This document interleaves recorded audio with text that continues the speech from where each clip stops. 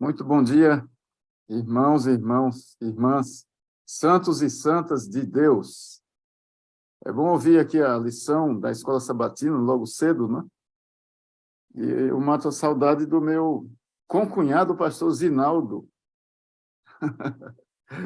Pessoas que descobrem que nós somos concunhados, mas eu estou dizendo aqui, nós somos... Hoje a reunião em família. Uma reunião em família aqui também. Ai, ai. Nós estamos, irmãos... Pastor Elias, Sim, pastor. desculpe interrompê-lo. O senhor está com o telefone muito próximo e o senhor está saindo um pouquinho do quadro da nossa percepção aqui. Se o senhor puder afastar o telefone que o senhor está usando para aparecer para nós um pouquinho. Deixa eu ver mais. É um pouco Eu mais estou com um notebook. Isso. Estou com um notebook diferente do meu. Isso. Parece que eu estou olhando para cima. Isso, melhorou. É só afastar. Isso, melhorou. O senhor está melhor enquadrado agora. Me desculpe interromper, porque fica melhor para a gente perceber o senhor. Tá. Muito obrigado. Obrigado, meu pastor, pela preocupação com a imagem. Às vezes eu falo numa live com esse notebook e eu não estou me vendo, mas nesse aqui eu estou me vendo. O senhor está... É isso, é só afastar um pouquinho para o senhor ficar mais distante, fica ótimo. Eu não estou gostando desse notebook porque quem me vê tem hora que pensa que eu estou olhando para o teto. É porque a câmera dele é aqui embaixo, pertinho do teclado. Maravilha, Deus te use. Não estou podendo usar o meu agora, a câmera dele é em cima, e quando a gente olha no meio da tela, a gente está olhando na câmera. Mas entendam isso, se eu estiver olhando um pouco para cima é porque estou olhando no meio da tela, e a câmera é embaixo. Amém, Deus te use, querido. Vamos ao tema. Muito obrigado ao pastor Adevaldo por orar pelo pregador, pelo tema que Deus escolheu para nós. Eu quero falar do Apocalipse. Nós estamos 10 dias de oração, não é? Hoje é o 9º dia. Eu fui convidado para pregar alguns dias. Eu aceitei para pregar 5 vezes, porque eu quero também assistir outros sem eu pregar. É uma bênção a gente beber da palavra do Senhor em muitos dias, bebendo a gente lendo e bebendo a gente ouvindo também. Eu quero, antes de entrar no tema de Apocalipse 21, dizer aos irmãos e irmãs, aqueles que não têm curso teológico e não têm cursos do Apocalipse, não se preocupem em entender tudo do Apocalipse. Às vezes alguém manda uma mensagem para mim dizendo, pastor, o senhor pode me explicar, em poucas palavras, quem são os 144 mil? Aí eu escrevo para ele, os 144 mil, olha, não se preocupe muito com esse assunto, irmão. Eu não creio que você vai fazer parte dele, porque eu também não. Se der tempo, nós veremos a volta do Senhor. E se não der tempo, eu quero estar no meio dos salvos. Aí eu só escrevo para ele assim, os 144 mil é um grupo muito especial que vai acompanhar o Cordeiro aonde ele vá. Eles vêm de grande tribulação, têm a sua pele morena por causa do sol e tem outras características. Mas vejo pessoas que gastam muito tempo e defendem muitas teses do Apocalipse. Eu só quero entender uma coisa. Eu estou do lado do Senhor. E eu gostaria de dizer isso para aqueles que não têm teologia. Não se preocupem em entender tudo, não. Eu diria para vocês, leiam bastante do capítulo 1 ao 7 do Apocalipse e leiam do capítulo 19 ao 22. Os outros capítulos têm coisas que você não vai entender, mas esses são fáceis de entender. E eu quero que tenha em mente uma coisa, antes de ler o primeiro...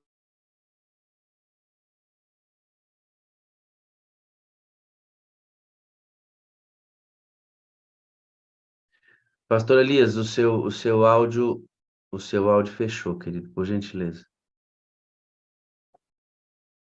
Oh, meu Deus, o áudio fechou sozinho. Obrigado, fique tranquilo, acontece. A gente decidir falar do Apocalipse até o áudio fecha. Meu Deus. Por favor, meu pastor, você está de olho aí. Olha, eu não sei se vocês viram... Deixa que eu cuido aqui, pastor, fica tranquilo. Antes de ler de Apocalipse 21, eu quero ler São João 5:24, que é um texto do mesmo autor do Apocalipse, mas as palavras são de Jesus Cristo. São João 5:24. Em verdade vos digo, quem ouve a minha palavra e crê naquele que me enviou, olha só, ele coloca no presente, quem ouve a minha palavra e crê naquele que me enviou, tem a vida eterna. Ele não põe no futuro, terá a vida eterna. Ele diz que tem. Presente do indicativo, tem agora. Você ouve a palavra de Jesus Cristo e crê naquele que o enviou, você já tem a vida eterna. Não entra em condenação, mas passou da morte para a vida. Então, a nossa preocupação é permanecer na vida eterna ao lado do Senhor Jesus, buscando o Senhor Jesus a cada dia, recebendo diariamente o batismo do Espírito Santo. E aí nós vamos estar sempre do lado do Senhor e mantendo a nossa vida dentro da vida eterna. Alguém já me perguntou, mas a vida eterna não vai ser turbulenta como é aqui, não é? Não, turbulenta não. Turbulenta é só do lado de cá do rio. Quando nós atravessarmos o rio, acabou a turbulência. Atravessar o rio é depois da volta do Senhor Jesus, quando ele vier nos buscar. Vamos a Apocalipse 21, verso 1. Vi novo céu e nova terra, pois o primeiro céu e a primeira terra passaram, e o mar já não existe. Vamos dar uma paradinha aqui. João viu novo céu e nova terra. Deus deu visão para ele e o anjo mostrou novo céu e nova terra, e ele disse que o mar já não existe. A maior parte dos estados do nosso país tem a capital na praia, né? No mar. E pessoas do Brasil inteiro gostam de passar férias na praia. Agora tem uma região de São Paulo aí da praia que sofreu bastante, né? Com a chuva. Mas o mar é muito lindo. E João está dizendo que o mar já não existe. Se você vai ter saudade do mar na nova terra, não, vai não. Não se preocupe com isso. Deus não levaria um povo para um plano para ficar com saudade do plano anterior. Eu quero ler com vocês Apocalipse 15, verso 1, verso 2, quando João diz assim, vi como que um mar de vidro mesclado de fogo e os vencedores da besta, da sua imagem e do número do seu nome, que se achavam em pé no mar de vidro, tendo harpas de Deus. Vi como que um mar de vidro. Ele não disse que há na nova terra um mar de vidro. Ele disse que viu como, mesclado com fogo. Não dá para... O João não conseguiu entender e explicar. Mas não tem muito tempo com isso. O certo é que Deus tem algo que o mar para nós na nova terra. Você já pensou que tem o rio da vida, que parte do trono de Deus? Tem a presença do Deus Todo-Poderoso todos os dias. Tem saúde e paz infinitas. Vamos continuar. Vi também a cidade santa, a nova Jerusalém, que descia do céu, da parte de Deus, ataviada como noiva, adornada para o seu esposo. Então ouvi grande voz do trono, dizendo, grande voz do trono, quem será que falou? Verso de número 3, eis o tabernáculo de Deus com os homens, Deus habitará com eles, eles serão povos de Deus, e Deus mesmo estará com eles, e lhes enxugará dos olhos toda lágrima, e a morte existirá. Já não haverá luto, nem pranto, nem dor, porque as primeiras coisas passaram. 5, e aquele que está assentado no trono disse, no verso 3, quando eu li, então ouvi grande voz vinda do trono, eu perguntei quem será que falou? Mas aqui no verso 5 está dizendo quem falou. E aquele que está assentado no trono disse, eis que faço todas as coisas.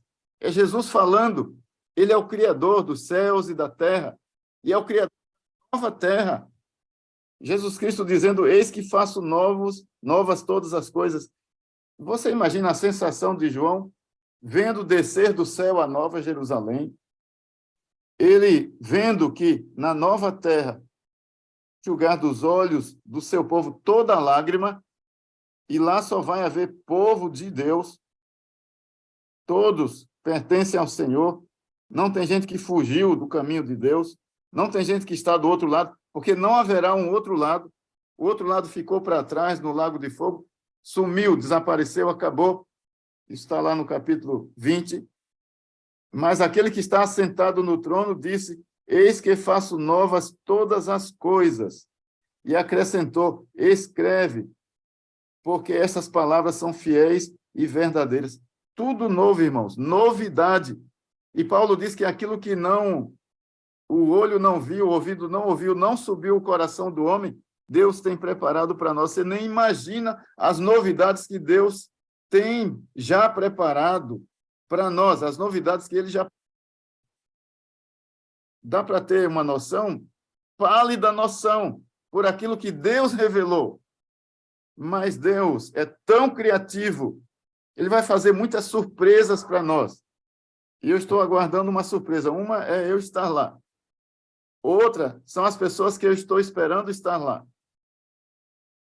Vai haver surpresa também, que a gente vai esperar ver tais e tais pessoas que não estarão lá. Eu nem quero pensar nessas coisas. Eu só quero pensar em me preparar a cada dia e ajudar a prepararem-se pessoas para estarem na nova terra também.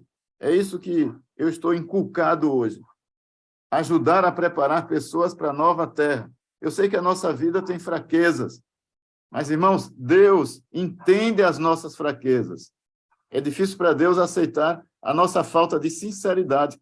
Deus quer que nós sejamos sinceros, apesar de fracos e pecadores, a cada dia nos render aos pés de Cristo, pedir o batismo do Espírito Santo e aguardar as surpresas de Deus.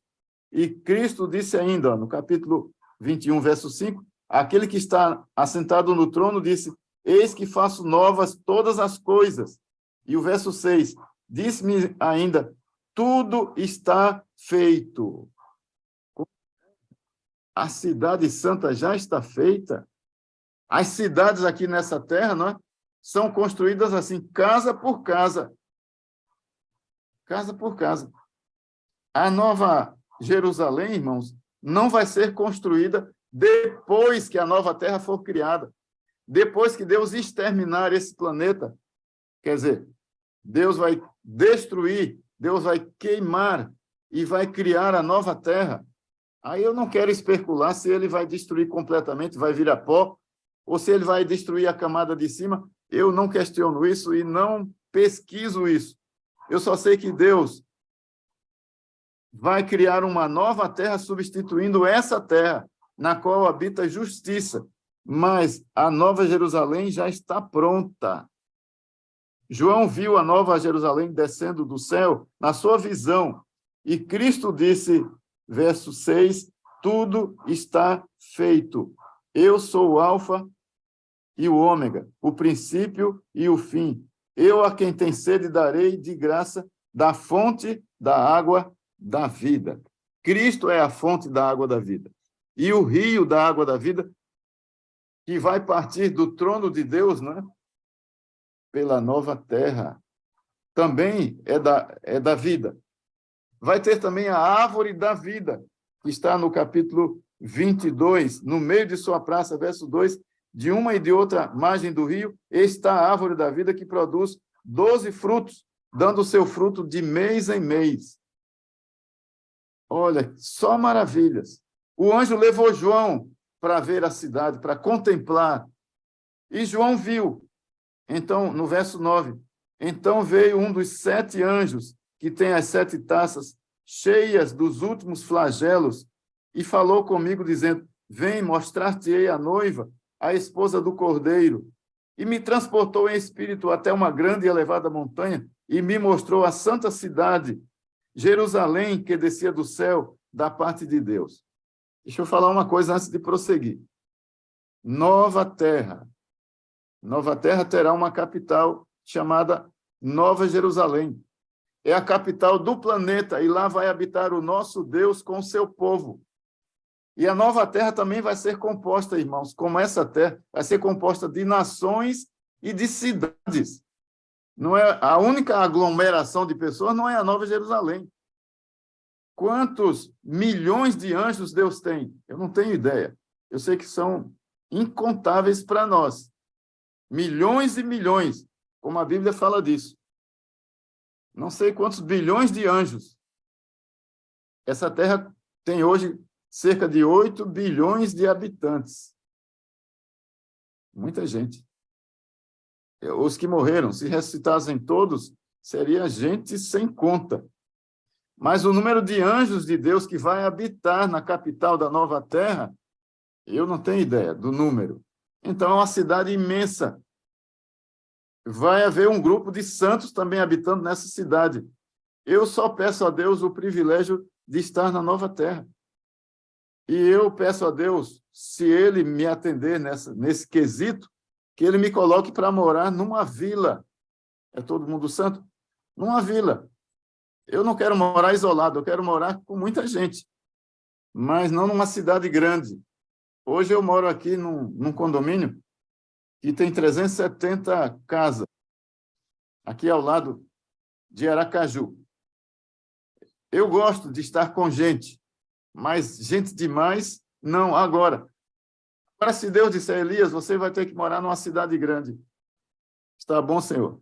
Chega de privilégio. Basta morar com o Senhor na nova terra. O anjo foi mostrar a João, capítulo 21, verso 12. Tinha grande e alta 12 portas, e junto às portas 12 anjos, e sobre elas nomes inscritos, são os nomes das 12 tribos dos filhos de Israel. 3 portas ao leste, 3 ao norte, 3 ao sul e 3 ao oeste. Verso 15. Aquele que falava comigo tinha uma medida, por medida para medir a cidade e as suas portas e a sua muralha. 16. A cidade é quadrangular, de comprimento e iguais, e mediu a cidade com a vara até 12.000 estádios. O seu comprimento, largura e altura são iguais. Irmãos, eu quero pensar um pouquinho com vocês no tamanho da cidade de Jerusalém. Por isso aqui que o anjo mediu e que o João registrou, dá para a gente ter uma ideia. É mais ou menos isso. 12.000 estádios ele mediu. Não sei se é um lado ou se é a área, somando os 4 lados. Mas ele destaca aqui que a cidade é quadrangular, mediu a cidade a 12.000 estádios. Ela tem largura, comprimento e altura iguais. A cidade é quadrada, é como se fosse, né? Quadrada. Agora, ele mediu também a muralha, 144 côvados. Vamos sair disso. Eu quero pegar só o tamanho da cidade. Um estádio, ele mede menos 200 metros. Vamos pensar nisso. Eu estou aproximando mais ou menos 200 metros um estádio. Multiplique 200 metros por 12.000 e é a distância de cada lado da cidade de Nova Jerusalém. 1.400 quilômetros. É muito extensa. Aqui no Brasil seria de Maceió, na minha terra, até São Paulo, a capital de São Paulo. Longe, né, cada lado da cidade, e somando os metros quadrados, daria 5.760.000 metros quadrados. É uma cidade grande. Como eu destaquei, nessa cidade vai morar o Senhor, Deus, né, o trio celestial, vai morar um grupo especial de santos, e vai morar também cada anjo, que são milhões e milhões. Irmãos, e a cidade de Deus não é assim como algumas cidades nossas, uma casa colada na outra. É muito espaço. Eu imagino que eu vou morar numa casa com muito espaço para plantar, uma chácara. Eu aqui não moro num lugar assim, dá para plantar algumas fruteiras ao redor. aos lados. Mas na nova terra eu quero plantar muito. Plantar, isso faz bem à saúde. A árvore da vida dá o fruto de mês em mês, e diz no verso 2 do capítulo 22 que a sua folhagem é para a saúde dos povos. Então, essa cidade vai ter muito espaço verde, não são prédios, não. 5.760.000 quilômetros quadrados. Comparando, para os irmãos terem uma ideia, o Brasil tem 8.516.000 quilômetros quadrados de área, não é? Então, a Nova Jerusalém, a capital da Nova Terra, ela tem 70% da área do Brasil. Pense numa cidade grande, não é? O estado de São Paulo tem cerca de 50 milhões de habitantes. O estado de São Paulo, que tem 248.000 quilômetros quadrados. A Nova Jerusalém, 5.760.000. Para quem está na Europa, a Europa tem 10.530.000 quilômetros quadrados. A Nova Jerusalém é mais ou menos a área de 60% da Europa inteira. E a Nova Jerusalém é 70% da área do país Brasil. Vamos pensar nessa Nova Jerusalém e não será a única cidade. Por que eu digo isso? Porque vai ter nações. Vejam, capítulo 21, verso 23. A cidade não precisa de sol, nem da lua, para lhe dar em claridade, pois a glória de Deus a iluminou e o Cordeiro é a sua lâmpada. Oh, irmãos, que maravilha! Você paga a conta de luz e eu também. Não? Agora nós estamos morando numa casa com energia solar, mas tem a conta de luz, que é 20% da conta da casa anterior, por causa da energia solar. Só que na nova terra nem conta de energia solar vai ter, porque o sol vai estar aí brilhando, que Deus não vai apagar o sol. Mas é como hoje você acender uma vela em pleno meio-dia no meio da rua. Essa vela não vai valer de nada, vai valer o sol. Então, o sol na nova terra não vai iluminar nada, porque quem vai iluminar a nova terra e a santa cidade é a glória do Cordeiro. Verso 23 diz, e o Cordeiro é a sua lâmpada. E o verso 24 diz, as nações andarão mediante a sua luz, e os reis da terra lhe trazem a sua glória. Veja o que eu destaquei anteriormente. Na nova terra vai haver nações e vai haver reis. Não vai ser só o rei, o Senhor Jesus? Não. Ele é o rei dos reis para sempre. Mas na nova terra vai haver reis. E se você ler Apocalipse, capítulo 1, versos 5 e 6, diz que o povo de Deus, esse povo, vai ser convertido em reis e sacerdotes. Olha só, verso 6. E nos constituiu reis e sacerdotes para o seu Deus e Pai. A ele glória e domínio pelos séculos dos séculos. Amém. Olha, esse negócio de reis e sacerdote, eu não estou querendo para mim. Você que quer ser rei na nova terra, pense nisso.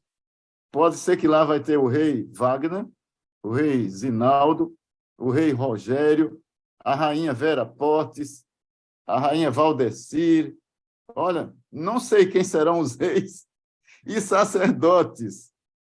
Eu quero estar apenas lá, morando na nova terra, numa vila de chácaras. Imagine que privilégio! Você não fique pensando nas turbulências desse mundo. Porque se você olhar as profecias, você vai ver Ellen White dizendo que nos últimos dias haverá ciclones, inundações. Você está vendo tudo isso, né? Inundações, terremotos, incêndios, desastres de todo tipo, escândalos. Tire o foco, os seus olhos dessas coisas e foque na nova terra. Eu vivo sonhando com esse negócio aqui. Senhor, eu quero morar numa chácara na nova terra. Ellen White, quando teve a visão de ver a nova terra, que o anjo disse que ia mostrar a casa que ela vai morar, Ellen White entrou em desespero, eu quero ficar aqui. O anjo disse, ainda não, você não pode ficar. Você está numa visão, filha, acorda. Você vai voltar. Você vai viver ainda. E você vai esperar, você vai viver na terra. Você vai esperar. Continue a sua vida até chegar esse momento. Você já imaginou você ter uma visão da nova terra? Da sua vida na nova terra? Você não vai querer mais viver. Deus me deixa viver. Não me acorda. Me deixa dormindo ou me deixa nessa visão até que seja real. E João teve essa visão. Ellen White também teve visões com esse assunto. E eu quero lhe convidar, já que você não é profeta, nem eu, a ter sonhos com esse assunto, a sonhar, a ter visão acordado, lendo e pensando e planejando viver nessa nova terra, onde haverá nações, cidades, vilas, reis e sacerdotes. Eu quero ler de novo o verso 24. As nações andarão mediante a sua luz e os reis da terra lhe trazem a sua glória. 25. As portas nunca jamais se fecharão de dia, porque nela não haverá noite. Olha que outro ponto fantástico. Na nova terra não haverá noite, só dia. O capítulo 22, no verso 5, diz assim, então já não haverá noite, nem precisam eles de luz de candeia, nem da luz do sol, porque o Senhor Deus brilhará sobre eles e reinarão pelos séculos dos séculos. Já pensou, não haverá noite. Nessa terra há noite. Por quê? Nós precisamos descansar. A noite é para refazer o físico. É o descanso. Você precisa dormir 8 horas, 7 horas, 6 horas, sei quantas você precisa. Eu com 7 está bom. E é isso que eu durmo cada noite. Coloque a sua vida nas mãos de Deus. Agora, você vai estar na nova terra. Você não vai sentir nada aqui, nem do mar, nem de paisagem nenhuma, porque Deus vai fazer muitas surpresas. Verso de número 26. E lhe trarão a glória e a honra das nações. Nela nunca mais penetrarão coisa alguma contaminada, nem o que pratica abominação e mentira, mas somente os inscritos no livro da vida do Cordeiro. Não haverá noite. Você gosta de dormir? Durma bastante agora. Depois, né? Depois que terminar aqui a live. Se você precisar dormir, durma. Mas, na nova terra, nós não vamos dormir. Não haverá noite, não haverá cansaço. A gente dorme de dia também, não é? Às vezes, a gente tira um cochilo de dia, mas eu quero destacar que a glória do Senhor vai fazer com que a nova terra tenha um dia pleno e eterno. E eu quero que você pense nessas coisas diariamente, como eu estou pensando, como eu estou sonhando. Eu não tenho esse assunto de ficar ansioso. Se existe uma ansiedade na minha vida, é por esse assunto aqui. Com estar na nova terra. O verso 7 do capítulo 22, Cristo diz, eis que venho sem demora. No verso 12, ele diz, eis que venho sem demora e comigo está o galardão que tenho para retribuir a cada um segundo as suas obras. E o verso 20 diz assim, aquele que vem, que dá testemunho destas coisas, diz, certamente venho sem demora. Amém. Vem, Senhor Jesus. Eu li os 3 versos, 4 do capítulo 22. Mas o meu foco foi o capítulo 21. Irmãos, relembrando uns pontos, a Nova Jerusalém é a capital da nova terra. Nela vai habitar o nosso Deus, todos os seus anjos, um grupo de remidos, e eu quero estar em algum lugar dessa nova terra. Eu não penso em estar na capital. Eu não penso em estar numa grande cidade. Eu quero o privilégio apenas de estar em algum cantinho. O saudoso pastor Monteiro dizia para nós que queria ter o privilégio de ser gari na Nova Jerusalém. Ele foi professor do pastor Zinaldo e meu também. Ele queria ter o privilégio de ser gari na Nova Jerusalém para varrer as ruas de ouro. Era só uma força de expressão dele. Você não está com desejo de que chegue esse momento? Claro que está. Você está aqui por isso. Você está buscando um crescimento espiritual. Você está buscando a sua vida. espiritual com Deus a cada dia. E eu lhe convido agora a fazermos uma prece. Eu vou dar alguns segundos, uns 30 segundos, para você fazer uma entrega da sua vida a Deus, pedindo esse privilégio, pedindo o batismo do Espírito Santo, pedindo para Deus lhe manter no livro da vida do Cordeiro, porque você acredita nele, porque você se entregou a ele, porque você o busca a cada dia, porque você tem fé no Filho de Deus, e você tem essa esperança. Faça o seu pedido a Deus e eu oro em seguida.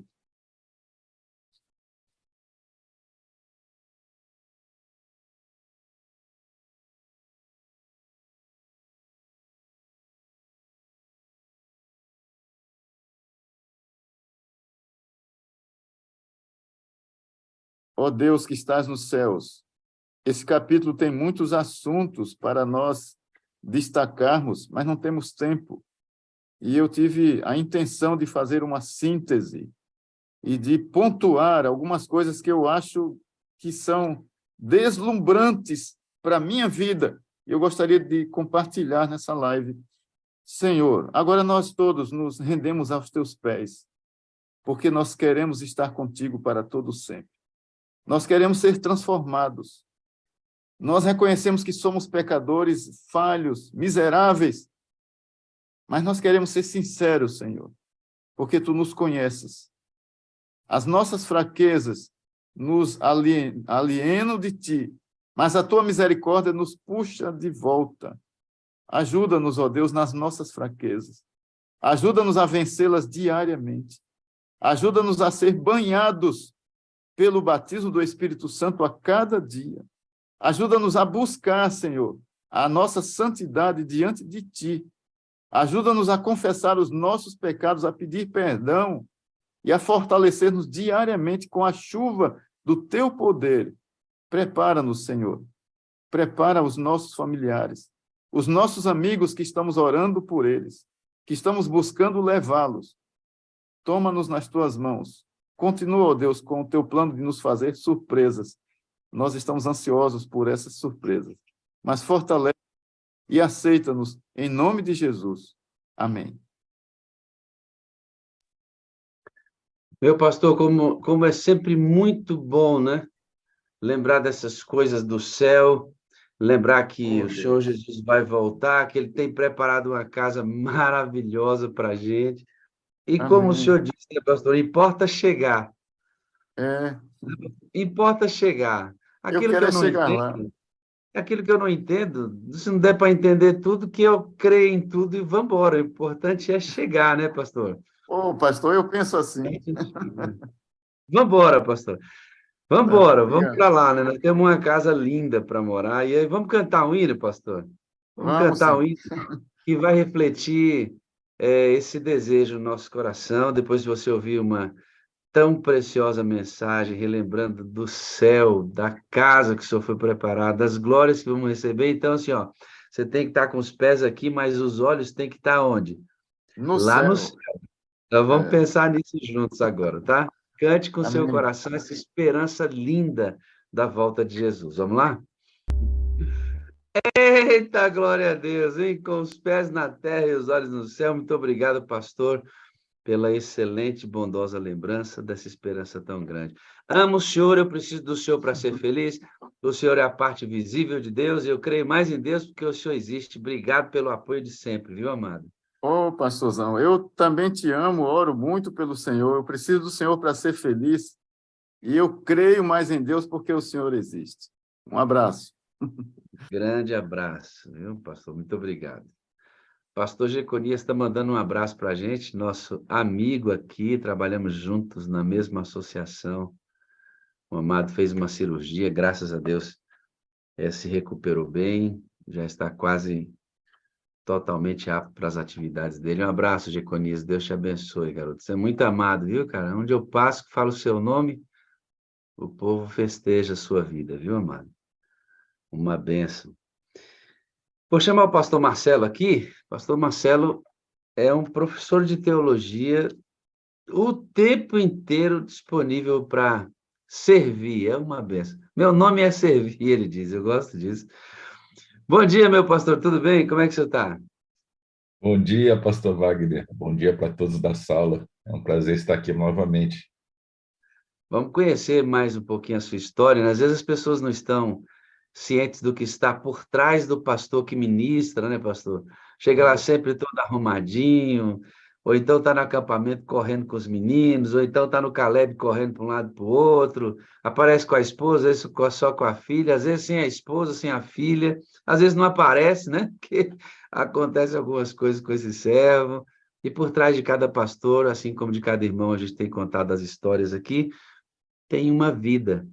E nós vamos conhecer um pouquinho a história do pastor Marcelo, que foi a um circo e a vida dele foi transformada. Que coisa! Achei muito legal, pastor, esse detalhe, e eles vão conhecer daqui a pouquinho a história. Deixa eu só fazer um adendozinho, pastor, uma pequena digressão em nossa reunião. Outro dia eu falei aqui na sala sobre a oração no Espírito, né? Como a sala tem a ideia da apologia ao Espírito, explicar como é que ele age no processo da redenção, qual é a parte dele no processo da redenção unido a Cristo e ao Pai. E eu disse que agora, nesta dispensação, tudo tem que ser no Espírito, né? E como então seria a oração no Espírito indicada em Efésios, no capítulo 6, quando apresenta a oração, não apenas a oração, mas a oração no Espírito como parte da armadura que defende você contra você mesmo e contra as ciladas do diabo. E aí algumas pessoas me fizeram uma pergunta sobre a ideia da intercessão do Espírito, quando eu disse que o Espírito intercede entre nós e Cristo entre nós e Deus. Tem uma amada me pediu, o sermão, não tem o sermão escrito, e ela me perguntou em que eu me baseava, etc. Eu falei, só a Bíblia é suficiente para entender isso, mas Ellen White sempre é muito elucidativo e nos convida a meditar sempre nessas coisas. Então, para aqueles que precisam um pouquinho mais desse conteúdo, ela diz assim, na meditação, e recebereis poder, tá? Ela escreve assim, aquele que sonda os corações sabe qual é a mente do Espírito, porque segundo a vontade de Deus é que ele interceda pelos santos. Romanos 8, verso 27. Então, a Bíblia apresenta o Espírito Santo como um intercessor. Aí ela vem e faz o comentário assim, pastor Marcelo. Só temos um meio de acesso a Deus. Só temos um meio de acesso a Deus. Nossas orações só podem chegar até Ele através de um nome, o do Senhor Jesus, nosso advogado. Seu Espírito tem de inspirar nossas petições. Então, ela aqui diz que tipo de intercessão ele faz. E com quem ele faz essa intercessão. Se a minha oração chega a Deus somente por Jesus, a intercessão do Espírito é na inspiração, porque nós não sabemos orar. É na inspiração, no motivo pelo qual eu oro, que ela continua dizendo, seu Espírito tem de inspirar nossas petições. Aí ela diz, nenhum fogo estranho deve ser usado nos incensários que eram movidos perante Deus, no santuário. Assim o Senhor mesmo tem de acender em nosso coração o desejo ardente para que nossas orações possam ser aceitas por Ele. Aí ela fecha a conta. O Espírito Santo, no íntimo, precisa fazer intercessões por nós, com gemidos inexprimíveis. Aonde ele faz o processo de intercessão? Nas minhas orações. Quem leva minhas orações a Deus? Jesus. Certo? O texto deixa o processo todo muito bem delineado. O Espírito Santo me ensina a orar, minha oração chega em condições de ser aceita por Cristo, ele derrama mérito nesta oração e apresenta diante de Deus para que ela seja aceita. Agora, pastor, elucidando isso um pouco mais nervosamente no processo, querido, você que está me ouvindo, no tempo em que vivemos, é todo o processo, não é só com as orações, não é só com as orações. Hoje, o Espírito Santo é o meio pelo qual nós estamos unidos a Cristo, e Cristo sempre nos apresenta ao Pai. Esse é o processo. Quando deixamos o Espírito Santo de lado e tentamos ligação direta com Cristo, sem que ele seja o meio pelo qual eu tenha poder para estar ligado à videira, é frustração, irmãos. Frustração. E quando não ensinamos isso para a igreja, por exemplo, pastor, o senhor é da área da missão. Se eu mando alguém para a missão, sei que ele entenda que copiar Cristo, o missionário, só pode ser pelo recebimento do Espírito Santo diariamente, eu vou frustrar esta pessoa. Se não frustrá-la, eu vou adestrá-la e vou animá-la. Mas espiritualizada, ela não vai, não. Em E a algum diferença... momento, em algum momento, essa pessoa realmente ela vai se frustrar lá na frente mesmo. E outro detalhe, né, pastor? Deus, ele nos usa. E uma pessoa, ela pode ir à frente missionariamente e fazer algo para Deus, mesmo sem a presença do Espírito Santo em sua vida. É impressionante isso. Porém, tudo que ela faz, na verdade, é somente uma ponta daquilo que ela poderia fazer ainda mais, potencializado pela ação do Espírito Santo, né, na vida dela. Então, assim, você tem uma arma na mão e é como se você abrisse mão dela numa guerra para, entendeu, batalhar, onde você conseguiria muito mais resultados, né? Seria exatamente Esse é o lance. Alguém pode questionar, pastor, mas eu posso levar uma pessoa para a missão sem que ela conheça especificamente o ministério do Espírito? Claro que eu posso. Só que o que você vai fazer lá? Ela vai gostar de fazer a missão, porque é legal fazer missão. É legal, claro que é bom e gostoso isso. independente se você Só está que na igreja ou não, ou ser cristão, todo mundo se realiza auxiliando e ajudando outros, né? se sentindo útil, né, pastor? A utilidade é uma parte que É. motiva o ser humano. Então, eu posso motivar uma pessoa através da missão? Posso, mas eu não posso reavivar uma pessoa através da missão. Quem reaviva a pessoa é o Espírito Santo, irmão. A missão não tem condições de reavivar. Quem reaviva, Ellen White é clara, quem ativa a vida espiritual é o Espírito de Deus através do exemplo que é Cristo. Isto é reavivamento. Aí eu tenho que decidir, pastor, se eu quero as pessoas motivadas ou reavivadas. Eu tenho que decidir. Se ela despertou interesse pela missão, está motivada, eu preciso trazer essa pessoa para a vida no espírito. Eu preciso. Agora, se eu deixo só a pessoa animadinha com a missão, então ela vai ser uma pessoa motivada. Como da Agora, mesma maneira, reavivada... como da Sim, pois mesma não. maneira, pastor, o contrário também é verdade, ou seja, eu não consigo entender alguém que só fica buscando o crescimento espiritual, o reavivamento espiritual para a sua vida, mas não sai para a missão. Que tipo de reavivamento é esse? Inclusive, pastor Marcelo, essa é uma das críticas das pessoas que não conhecem a sala e não frequentam a sala permanentemente, achando que nós entramos nesse ambiente, nos enclausuramos aqui, fechamos as portas e ficamos só buscando, sem que a missão seja disparada. Mas é porque não frequenta a sala, porque todos os testemunhos que passam por aqui, o que as pessoas dizem? Pastor, eu despertei para a missão, pastor, eu estou disposto ao sacrifício, pastor, eu quero fazer mais, eu quero fazer mais. Não é uma pessoa animada, irmãos, não é uma pessoa motivada que Deus quer uma pessoa reavivada, e reavivamento vem pelo recebimento do Espírito Santo. Agora, a gente pega os membros da igreja, põe na missão e não ensina a vida espiritual para eles, adestramos os membros e estão motivados. Não sei se estão garantidos, não, pastor. Não É sei. verdade. Eu tenho medo de trabalhar assim hoje. Eu tenho medo de levar as pessoas a... eu tenho medo, pastor. Eu preciso saber se aquela pessoa está buscando porque ela entendeu a espiritualidade da vida dela e está indo para o céu. Eu não quero só tirar dela a sua competência para alcançar os meus necessários alvos tão buscados dentro do nosso processo. E a gente vai tocar um pouco nisso, né? Mas, assim, eu tiro da minha própria vida, eu não gosto de ficar apontando para os outros, mas eu gosto de apontar para mim.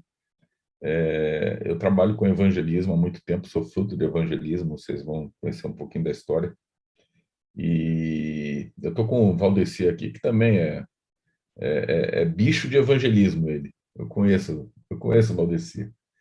E, assim, chega uma hora, pastor Wagner, que a gente conhece tanto como fazer que a gente liga o piloto automático, entendeu?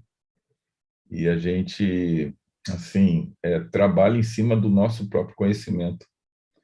E durante muito tempo da minha vida foi assim, onde eu achava que, assim, eu chegava na igreja, eu tinha que envolver a igreja no evangelismo e bastava injetar ânimo no povo e motivação e a coisa ia. Mas chega uma hora que não vai mais.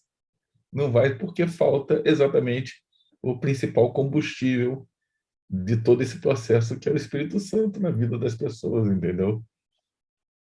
Pastor, eu vou falar uma coisa aqui, sem medo de ser mal interpretado. Missão sem reavivamento, pastor, qualquer treinador habilidoso em algumas técnicas leva as pessoas a fazer.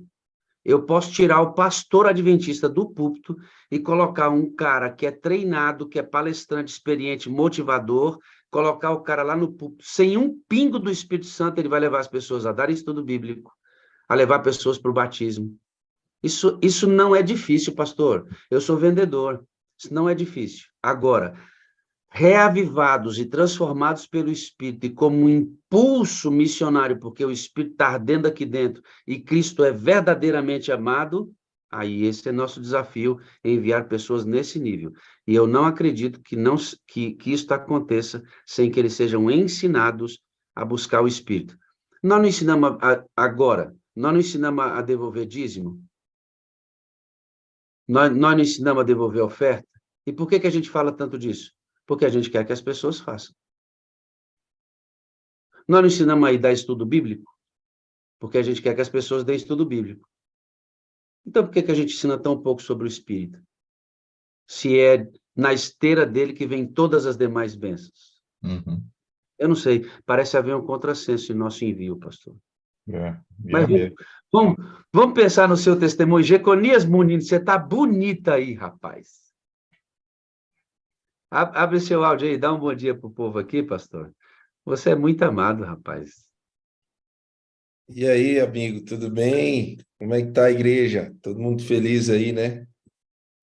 Pastor, a gente está nadando de braçada nesse primeiro momento, hein, rapaz? Está uma benção, novo distrito. O povo está bem legal. Já marcamos acampamento para o ano que vem. Inclusive, já está convidado. Não aceite nenhum convite para o sábado do acampamento do ano que vem, que o meu já está fechado. Beleza, pastor. Alegria, Beleza. alegria em vê-lo recuperado, viu? Que sorriso bonito aí. Irmãos, esse menino é uma bênção. Eu amo esse cara, ele é um cara muito gente boa, né? Porque eu estou na tela, já falo isso para ele com frequência. Obrigado, viu, pela presença aqui, amado. Tamo junto. Deus abençoe. Estou aqui acompanhando, feliz, ouvindo e aprendendo, meu amigo. Deus seja louvado aí, meu amigo. Presta atenção no testemunho do pastor Marcelo, é muito legal, cara. Pastor, o senhor tem uma história muito legal, rapaz. E o senhor vai contar aqui que o senhor teve uma revolta com Deus quando o senhor era adolescente, e o senhor chegou à ideia de que Deus não existia, e um amigo da Assembleia de Deus fez um desafio que deu uma realinhada nessa trajetória, né?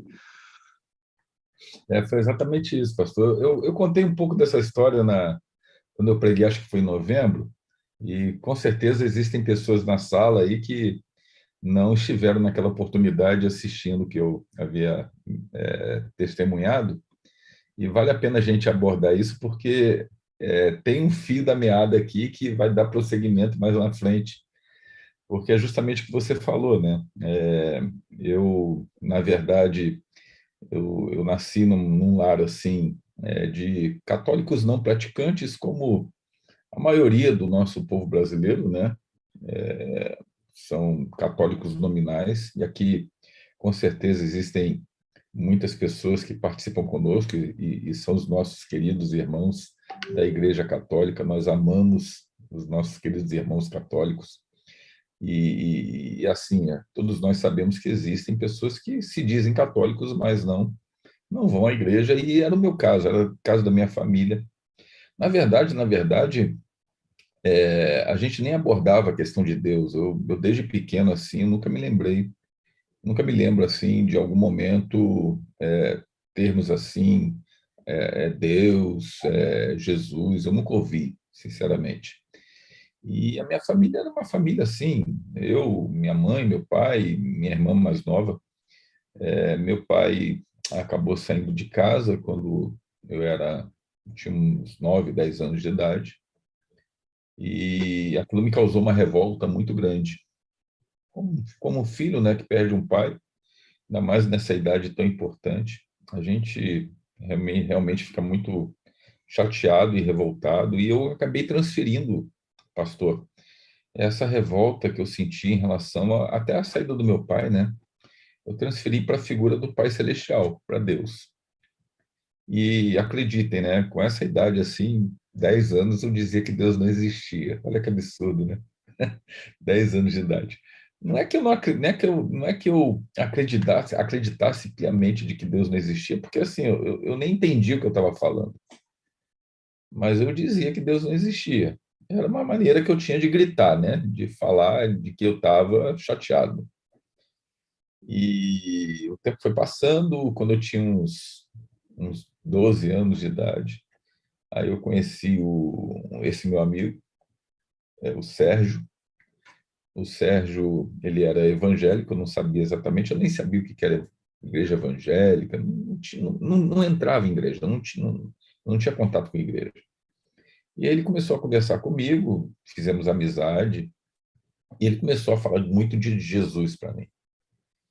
E em algum momento eu fiquei assim bastante chateado porque eu não queria ouvir aquilo.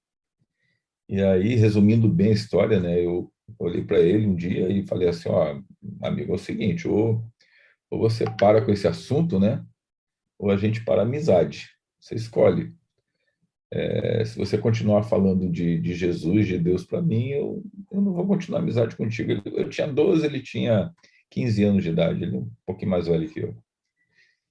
E aí ele olhou para mim e falou assim, então tá bom, beleza, vamos fazer um acordo? Eu falei, vamos fazer um acordo. Qual é o acordo que você quer fazer? Não, você vai para casa, você tem Bíblia na tua casa? Ele perguntou. Eu falei, acho que eu tenho, em algum lugar lá, está escondida lá, eu acho que tem. Então você vai lá na tua casa, pega a Bíblia, e o primeiro texto que você abrir, você vai pedir para Deus falar contigo primeiro. E aí o primeiro texto que você abrir na Bíblia e ler, Deus vai falar com você. E se Deus não falar, eu viro ateu. Aí eu olhei para ele e falei, rapaz, ó, isso que você está me pedindo é muito doido, porque assim, primeiro, Deus não existe, né? Segundo, se existisse, o que ele ia falar comigo? Mas já que você vai virar ateu, porque você vai virar, porque Deus não vai falar comigo mesmo, então eu vou fazer, porque eu vou ser o primeiro cristão que vou converter um ateu, um cristão em ateu. Eu vou ser o primeiro ateu em converter um cristão em ateu. Aí eu fui para casa com esse propósito, e aí, resumindo bem mesmo, eu cheguei em casa, abri a Bíblia, fiz a oração. Eu costumo dizer que é a oração mais idiota que alguém pode fazer na vida, porque eu disse assim para Deus, ó, Deus, eu sei que você não existe. Ou seja, eu já estava falando com alguém que eu tinha certeza de que não existia. Então, Deus, eu sei que você não existe. Mas o Sérgio disse que você existe. Então, se você existe, fala comigo. Aí eu peguei a Bíblia e abri no texto de Atos 3, 19 e 20. Eu tenho esse texto para mim, eu guardo até hoje, nunca mais esqueci. Impressionante que eu li assim, naquela primeira vez, a única vez, e eu decorei aquele texto, pastor, impressionante. E eu tenho de cor isso. O texto dizia: arrependei-vos, pois, e convertei-vos, para que sejam apagados os vossos pecados e venha o tempo de refrigério na presença do Senhor. Como diz o povo do Sul aqui, o gaúcho, né? Os butiá caíram do bolso. Eu fiquei assim, e aquela noite eu nem dormi. Foi assim impressionante. Eu me lembro que no dia seguinte eu matei a aula. Eu estudava de manhã e eu fui na casa do Sérgio. E o Sérgio estudava à tarde. Eu estudava de manhã, eu estudava à tarde. E ele estava dormindo. Eu matei a aula, fingi que ia para a aula e fui para a casa do Sérgio para contar a novidade, entendeu? Para dizer a ele, ó, Deus falou comigo, cara, e agora? O que eu faço da vida? E aí cheguei lá, o Sérgio estava dormindo, a mãe disse assim, ó, o Sérgio está dormindo. Falei, não, mas não tem como acordá-lo, não, dona Júlia. Era o nome da mãe dele. Falou, não, mas se ele for acordar, ele vai ficar chateado. Eu falei, irmã, ele pode ficar chateado com o que quiser, mas é o seguinte, Deus falou comigo e eu tenho que falar com o Sérgio que Deus falou comigo. A irmã Júlia não entendeu nada, senão... Aí deixou entrar, eu acordei. Aí eu falei, acorda, Sérgio, acorda, Sérgio. Ele falou, me deixa dormir. Eu falei, rapaz, você não está entendendo. Deus falou comigo. Aí ele, que Deus falou contigo o quê, rapaz? Deixa eu dormir. Aí, moral da história, o Sérgio não era adventista, ele era da Assembleia de Deus. E ele me levou para a Assembleia de Deus. Então, assim, eu tenho um carinho muito especial pelos nossos irmãos católicos, porque eu fui criado numa família, mesmo que não praticante, nominalmente católica. Tenho um carinho muito especial pelos nossos irmãos evangélicos, principalmente assim a Assembleia de Deus, e deve ter muita gente que está aqui participando da Assembleia, porque o meu primeiro contato, o meu encontro com Jesus foi na Igreja Assembleia de Deus, entende? Foi através de um membro da Assembleia de Deus, de um amigo que era assembleiano. E eu fiquei lá na Assembleia Pastor, de Deus durante algum pastor, tempo. deixa eu falar para os irmãos aqui um pouquinho. Amigo, tem hora, pastor, na vida que parece mesmo que Deus não existe. Porque você perde o pai, né? Acho que a sua rejeição da figura do pai celestial é porque você perde o pai presencial. Sua cabecinha de criança se revolta contra o que você entendia sobre Deus. E você decide anular Deus porque você perde seu pai. Isso é a mente humana, né? E às vezes a gente neutraliza a existência de Deus porque a gente passa por problemas que não consegue entender. Mas eu queria mostrar algumas imagens rápidas aqui, pastor, para os irmãos recobrarem a consciência. Se você está tomando o golpe da sua vida e está achando que Deus não existe, deixa eu mostrar umas coisinhas para você. Essa é uma foto recente, com telescópios muito mais potentes do universo criado por Deus. Você não tem noção, irmão, de onde está essa imagem aqui, ó. Isso está longe, mas está longe, longe de nós, demais da conta. E tudo isso que você está vendo aqui, que parece pequenininho, tudo isso é muito maior do que o ambiente terrinha que a gente vive aqui. Olha isto aqui, queridos. Olha isso que tem de astros, estrelas, planetas, galáxias. São galáxias. Você vê que essa aqui, ó, tá vendo? Essa aqui, ela é circular como a nossa. Isso aqui, queridos, é muito maior, muito maior, muito maior, maior do que o que a gente conhece pelo minúsculo espaço que a gente tem por aqui. E esse aqui, pastor, esse esquema que eu vou mostrar aqui agora, é extraordinário isso aqui, ó. Isso aqui. Eu vou ler um pouquinho sobre isso, só para você entender, querido, ó. O telescópio espacial James capturou uma imagem altamente detalhada dos pilares da criação, uma estrutura astronômica formada por nuvens de gás e poeira a 6,5 mil anos-luz de distância da Terra. As informações foram divulgadas pela Agência Espacial Norte-Americana na NASA na última quarta-feira. Segundo a NASA, os pilares tridimensionais parecem formações rochosas, mas são muito mais permeáveis. As colunas são compostas de gás interestelar frio e poeira, que podem parecer semi-transparentes na luz infravermelha. As imagens dos pilares da criação, que ficaram famosos quando fotografados pelo telescópio Hubble em 95, ajudaram os pesquisadores a reformular seu modelo de formação das estrelas, identificando as contagens muito mais precisas das recém-formadas, juntamente com a quantidade de gás e poeira naquela região. Isto aqui, queridos, está a 1,5 milhões de quilômetros da Terra. Você acha mesmo que Deus não existe? Você acha mesmo que Deus não existe? Queridos, esse é o universo observável. É o que a gente consegue ver. E toda vez que a ciência avança para aquilo que não consegue ver, eles descobrem que tem mais coisa a ser vista. E você acha mesmo que Deus não existe? Você está com um problema aí e acha que Deus não pode resolver? Amigo, a Bíblia diz que tudo isso que Deus criou, Ele usa para colocar os pezinhos dele para descansar. Deus existe. E ponto. E pensar Isso que tudo chega isso aí está ajustado meticulosamente, né? E qualquer desajuste, por menor que seja, afetaria de tal maneira que comprometeria até a nossa vida aqui no planeta Terra. E como é que a gente não acredita em Deus, né? É tremendo, pastor, é tremendo, tremendo. Amigo, olha para mim aqui, ó, você está em dúvida, você está num momento difícil da sua vida, está querendo desistir, amado. Você não está entendendo a doença, não está entendendo porque perdeu o filho. A Jane está ali indo para o trabalho, eu acho, dentro do ônibus assistindo a sala. Jane, o que está acontecendo na sua cabeça, filha? Né? Às vezes, então, Deus existe. Ponto. Pastor, o senhor chega ao 17 crendo em Deus, muda toda a história, porque Deus fala com o senhor, e o senhor começa a procurar uma moça para poder namorar, e o senhor encontra uma moça que ela não dá muito moral para o senhor convida para cá, convida para lá, convida, e ela não aceita o negócio, até que o senhor vê. Achei isso tremendo.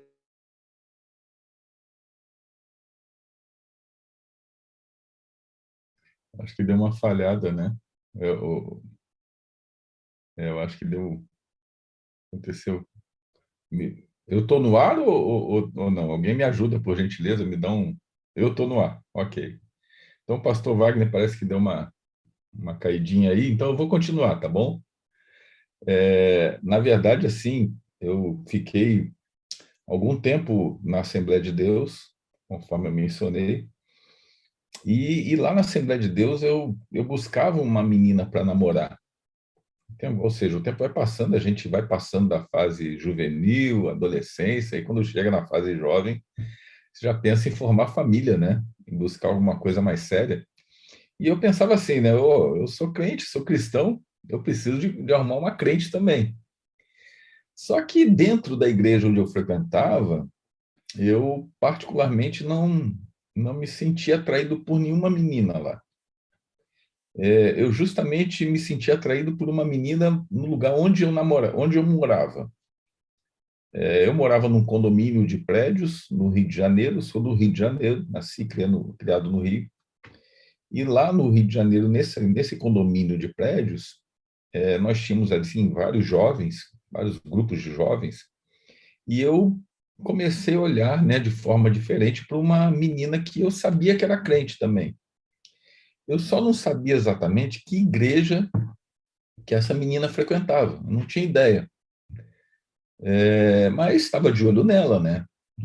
E por diversas vezes eu convidava a menina, ela me interessou porque o jeito assim bem tranquilo, é, realmente me interessei muito pela guria e eu ficava assim meio chateado porque a gente tinha uma amizade, mas ela não dava muita entrada para mim, sabe?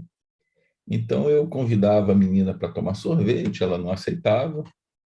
Aí eu convidava para comer uma pizza, não aceitava. E eu ficava chateado porque eu pensava assim, puxa vida, mas eu sou um camarada tão bonito, né? Mas por que essa guria fica assim me rejeitando? Fica me rejeitando assim. E eu só levava fora, sabe, gente? Eu ficava chateado demais. E aí um dia, como eu estava muito interessado, não queria desistir dela, eu um dia estava andando de ônibus, voltando da escola, indo para casa. E quando eu passei de ônibus na rua do bairro onde eu morava, eu vi uma tenda de circo, uma lona de circo sendo montada. Aí me deu uma ideia na hora, assim, ideia de doido, né? Ideia de desesperado, sabe alguém que está desesperado assim? Eu pensei assim, aquela crente lá, olha só, eu convido para ir tomar sorvete não vai, comer pizza não vai. Já convidei para ir na minha igreja, ela não aceitou. Eu vou fazer um teste com essa guria. Eu vou brincando, eu vou convidar para ir no circo. Eu vou ver qual vai ser a resposta dela. Mas eu pensei assim, eu vou brincar, entendeu? Vou chegar lá e vou convidar para o circo, porque na minha cabeça eu sabia que ela não ia aceitar. Aí, quando chegou a noite, eu acho que era uma quinta-feira à noite, eu não me lembro exatamente agora. E aí, quando chegou numa quinta-feira à noite, oi, Edvaldo.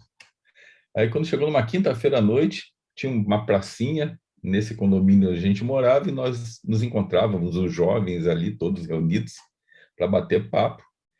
E, de repente, estava a menina, né, crente, e eu cheguei para ela e falei assim, ó, é o seguinte, eu já te convidei para ir em tantos lugares, você recusou a todos. Agora eu vou te convidar para um, e esse é o último convite que eu vou fazer, viu? É a tua última chance.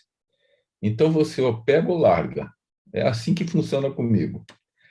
E aí eu falei para ela assim, ó, tem um circo que está sendo montado ali no bairro, na rua tal, e eu quero te convidar para a gente ir para o circo. Você vai no circo comigo? Eu acho que eles vão começar no sábado lá. E ela olhou para mim e falou assim, eu vou. Você passa na minha casa sábado, 7 da noite. Aí eu levei um susto, sabe? Sabe aquele impacto assim? Eu não estou acreditando no que eu estou ouvindo, né? Aí eu olhei para ela e falei, você vai? Ela falou, vou. Passa lá em casa às 7 da noite no sábado, eu vou contigo. Eu falei, tá bom. E eu fiquei assim, sabe? Sem saber mais o que falar na vida, porque eu estava esperando o não, e de repente veio o sim, e eu saí dali pisando nas nuvens, né? Aí eu fiquei pensando assim, caramba, e agora? Vamos ter que ir no circo, né? Ela aceitou, e aí chegou no sábado, eu cheguei na casa dela, ela desceu, nós morávamos em prédios, né, em apartamentos, aí ela desceu, ela estava linda, né? E aí nós fomos no circo. E aí quando chegou no circo, gente, assim, eu comecei já a estranhar o negócio, porque eu achei estranhar, mas achei bom também, porque não precisei pagar ingresso para entrar. Então não precisei gastar dinheiro, já era um bom sinal. E aí a entrada era de graça, eu pensei assim, deve ser a primeira noite eles devem liberar as bilheterias, né? E aí entrei, e aí quando eu entrei na tenda, na lona de circo lá, eu percebi que também era diferente do que eu achava que era um circo, né? Normalmente circo a gente pensa que tem um picadeiro no centro, você senta ao redor do picadeiro. Ali não. As cadeiras estavam no centro do circo e tinha um palco. E aí eu percebi que o circo não tinha malabarista, não tinha trapezista, não tinha mágico, mas tinha palhaço. O circo tinha palhaço. E eu descobri que o palhaço era eu. Eu era o único palhaço da história, porque, na verdade, na verdade, aquilo ali não era um circo, gente. Aquilo ali era uma tenda evangelística da Igreja Adventista do Sétimo Dia. E a menina era adventista. E ela sabia o que era aquilo, entendeu? E ela me enganou, entendeu? Ela aceitou ir para o circo comigo para me levar para a tenda evangelística da Igreja Adventista do Sétimo Dia. Eu confesso para você que quando a ficha caiu, eu fiquei assim, né, decepcionado, né? Mas eu pensei comigo, bem, o meu objetivo eu consegui, ou seja, eu estou com a guria, ou seja, eu consegui o objetivo, né? Então eu vou ficar por aqui porque, assim, estou com ela, estou bem. Ô, Eu me pastor, lembro... Oi, pois não, pastor Edvaldo. é interessante você colocando aí, porque é o seu otimismo, né? Porque se é um cara pessimista, já pensava assim, puxa, ela me enganou, né? Eu estou aqui, ela veio comigo, mas na verdade veio com outro propósito. Mas Ah, em não sua tem mente, problema, não estava importando, entendeu? Eu estava cego de amor, a verdade é essa. É legal porque, assim, a família da minha esposa é uma família de, acho que, quarta geração de adventista, e naquela época, metade da família dela tinha saído da igreja. O bairro era o bairro de Inhaúma, no Rio de Janeiro. Quem é de Inhaúma conhece aí. Quem é do Rio de Janeiro conhece o bairro de Inhaúma. Então, a metade da família dela tinha saído da igreja. O bairro de Auma é um bairro muito extenso no Rio. Então, a igreja ficava numa extremidade do bairro e eles resolveram, então, plantar uma igreja, né? Com um projeto de tenda evangelística numa outra parte do bairro, e metade da família dela foi para esse lugar. E eu me lembro que, assim, eu cheguei lá, uma coisa que me chamou a atenção, pastor, foi assim, ó, eu vou ser sincero, eu era da Assembleia já há um bom tempo, mas eu nunca tinha ouvido falar da Igreja Adventista até então, entendeu? Não sei por quê, eu nunca tinha ouvido falar da Igreja Adventista. E aí descobri que era da Igreja Adventista, beleza, Igreja Adventista, tá, mas eu não sabia nada da Igreja Adventista. E eu me lembro que a primeira coisa que me chamou muita atenção, além da menina, é claro, né, eram os jovens. Os jovens, eles me cercaram e fizeram amizade comigo. Aquilo foi legal, eu voltei várias vezes ali naquela tenda. Depois disso, eu comecei a frequentar a igreja dessa menina, assim, indo esporadicamente, e também lá na igreja, os jovens também se aproximaram muito de mim. Isso, assim, deixou de ser a principal razão, em certo sentido, a menina, que eu estava de olho, mas também valeu a amizade daqueles jovens, daquela igreja, entendeu? Que era muito bacana. Eu tenho um grupo de amigos até hoje, né, daquela época. Eu posso mencionar aqui, eu acho que tem gente até que está assistindo, o Newton Rogério, que é um grande amigo meu daquela época, de Dizon Barbosa, um monte de gente. Se eu for mencionar aqui, eu vou até sendo indelicado de esquecer algumas pessoas. Então, aquele povo assim se aproximou de mim de tal maneira que eu me senti meio que acolhido mesmo, sabe? Como uma família mesmo, adventista, mesmo sendo da Assembleia. Só que eu frequentava os dois lugares. Eu ia para a Assembleia porque a Assembleia era a minha igreja, e eu ia para a Adventista, eventualmente, por causa da menina, né? Eu não estava namorando ela ainda, mas a gente ia, né? E eles me ofereceram estudos bíblicos, e quando eu mencionei que eu estava indo para a Adventista, na Assembleia de Deus, né? Aí começaram a falar sobre a questão do sábado, sobre a questão do regime alimentar. Aí vem sempre aquele papo, né, por trás, de que a Igreja Adventista é uma seita e que você tem que tomar cuidado. E eu pensei assim, não, deixa comigo, né? Deixa comigo porque eles não vão me enganar. Eu pensava assim. E aí me ofereceram estudo bíblico, os jovens, eles me ofereceram, eu aceitei. Eu confesso que aceitei no primeiro momento mais para a gente rebater, né?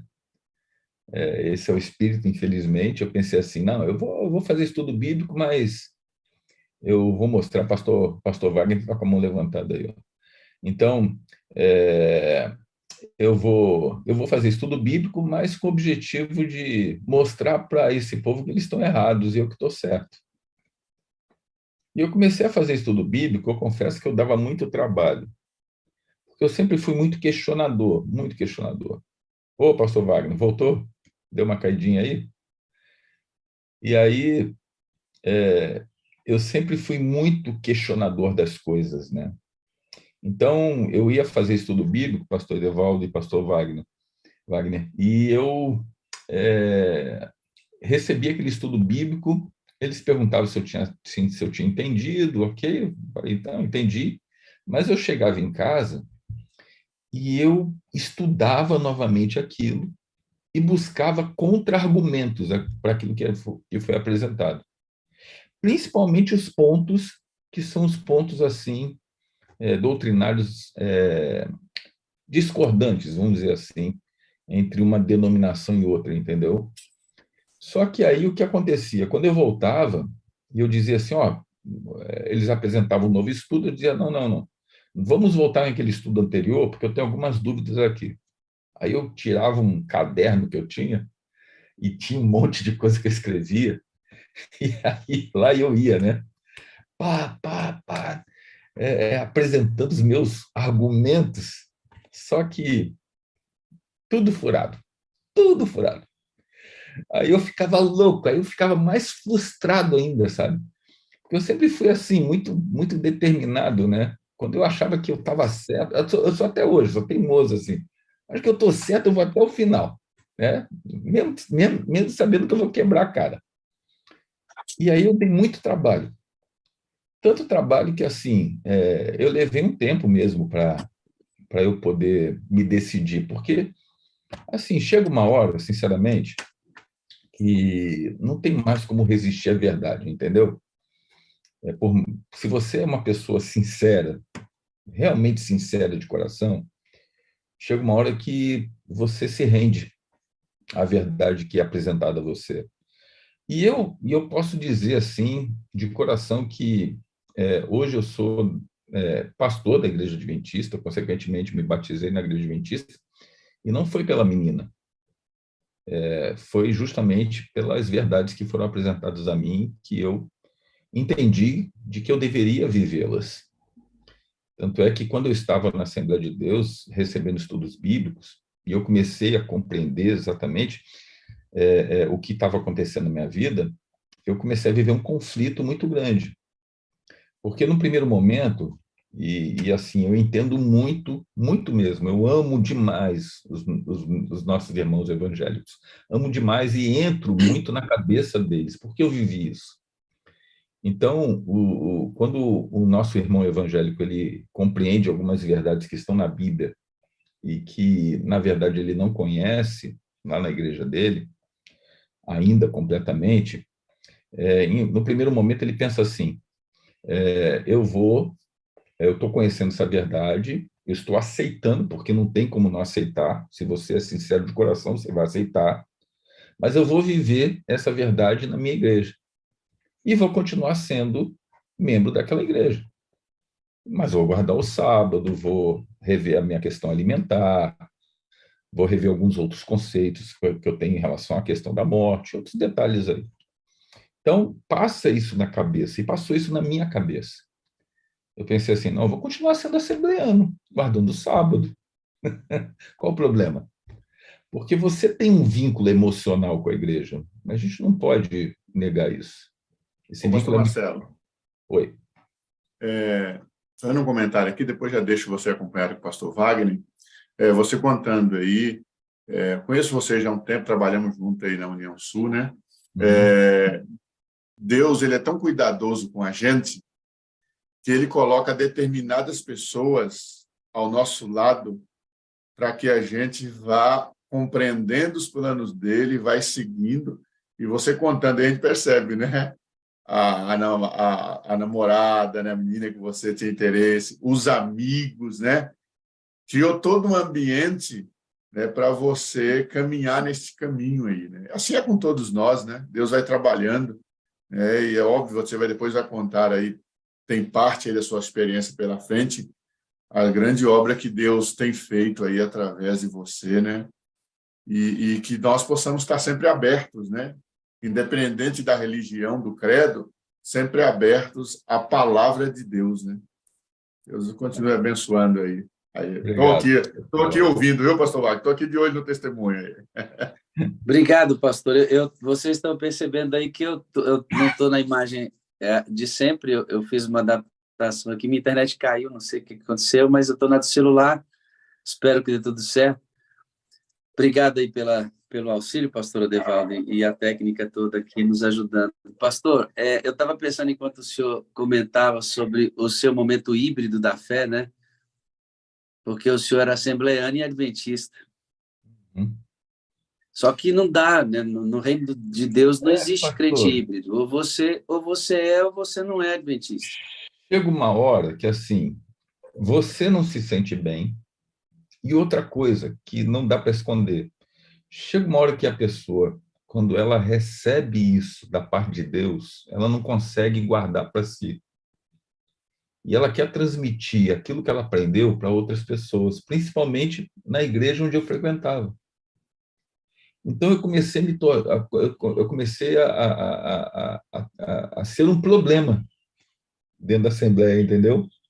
Porque eu me levantava na escola dominical, na classe onde eu frequentava de jovens, e eu apresentava, mas assim, no meu ponto de vista, eu fazia isso de coração puro. Eu não queria criar polêmica, entendeu? Eu só queria mostrar que aqui, gente, ó, legal, achei o sábado aqui, ó, o sábado é para ser guardado, ó. Eu descobri isso aqui, ó. Só que aí, já viu, né? O povo lá não começou a gostar muito, entendeu? E aí eu comecei, Imagino. aí começou a cair a ficha, assim, de que realmente não daria para eu viver os dois mundos.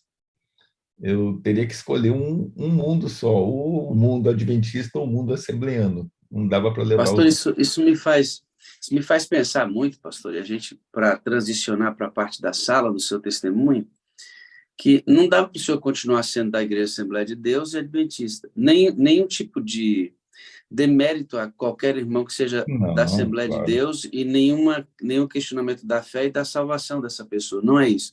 É uma questão de encontro com a verdade bíblica e a necessidade de viver completamente essa verdade.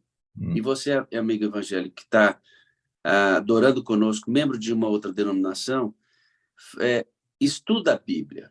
Estuda a Bíblia. Lá existem verdades que você vai descobrir que você não tem compreensão delas hoje e que o Senhor vai pedir contas dessa prática para você. Por isso, o pastor, em algum momento transicional, na transição da fé, ele falou, meu Deus, eu amo esses irmãos, essa igreja, eu agradeço essa igreja porque retomou comigo o meu... Mas olha isso aqui que a palavra de Deus e o que eu pratico agora não é compatível com o que a Bíblia pede. Então, tem esse momento de transição em que você nem é adventista e também não é tão mais o evangélico que você era antes. Então, você está num processo de... Mas o Senhor vai exigir de você que você tome sua decisão. Agora, um outro detalhe, pastor, importante aqui que veio na minha cabeça. Tá, você não é evangélico, você é adventista. Você não é evangélico de outra denominação. Você é evangélico adventista, protestante, que prega um evangelho distintivo. É importante a gente ressaltar isso. Agora, você é adventista. Você pode ser um crente híbrido hoje, sendo adventista do sétimo dia? Pode. Quando você vive na igreja e no mundo. Sim. Da mesma forma, você está aqui na igreja, mas o mundo te convenceu que lá também é bom. E você vive um cristianismo morno, teórico, de aparência, e curtindo, teoricamente, as duas possibilidades, o mundo e a igreja. Uma hora ouve música secular que não engrandece o nome de Deus, outra hora está na igreja louvando o nome do Senhor. Uma hora você está ajoelhado, orando, outra hora você está numa boate dançando.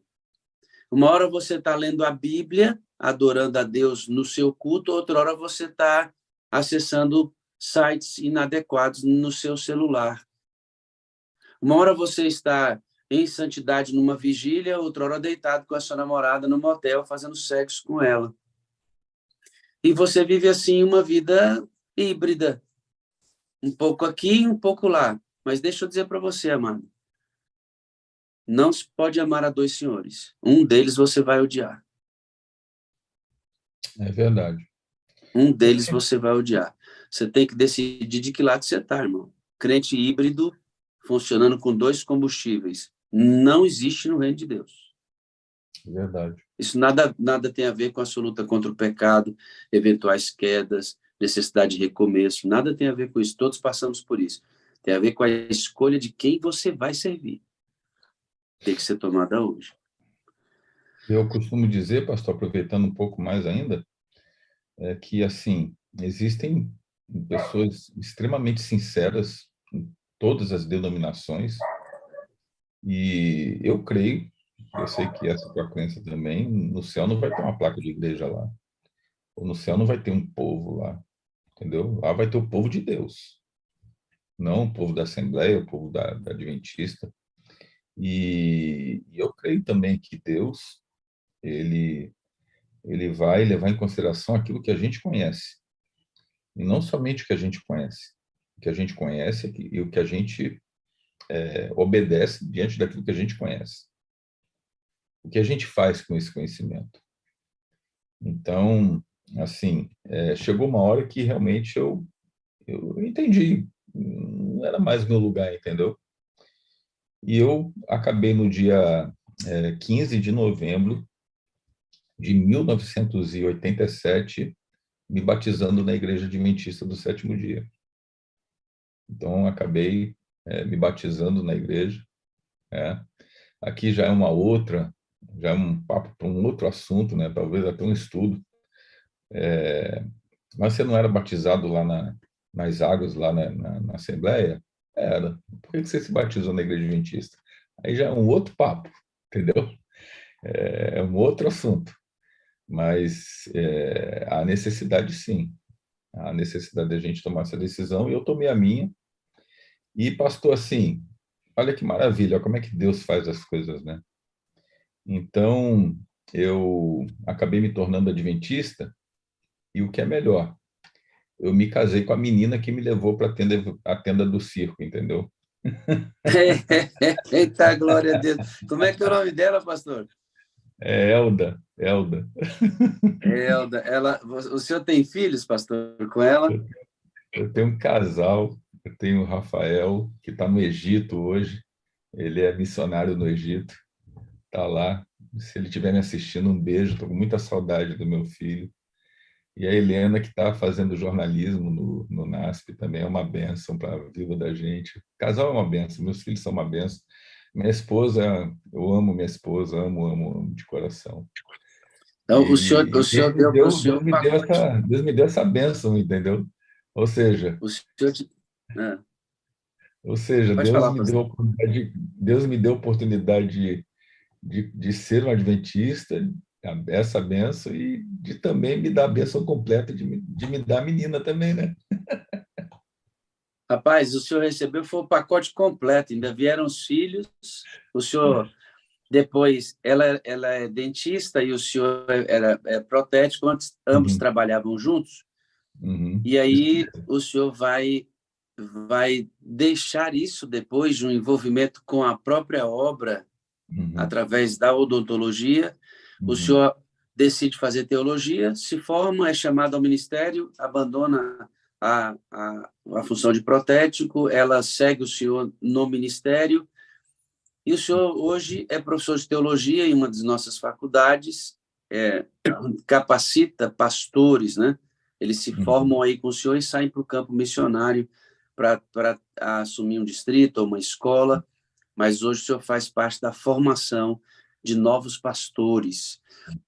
Eu queria, pastor, a partir de agora, para a gente ir para a parte final da nossa conversa, porque o senhor teve uma descoberta na Assembleia de Deus sobre Deus, teve uma descoberta sobre Deus na Igreja Adventista, e o senhor tem uma redescoberta de Deus na Sala 57. Quando o senhor fala comigo sobre a sua entrada, através do pastor Joaquim na sala, que é um amigo nosso, o senhor me fala sobre um pastor técnico. E o senhor disse, o senhor sabe do que eu estou dizendo.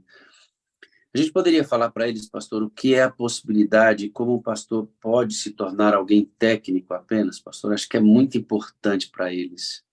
Sim, pastor. É algo até que eu menciono aqui em sala de aula para os meus alunos que são futuros pastores, entendeu? Porque assim que acontece.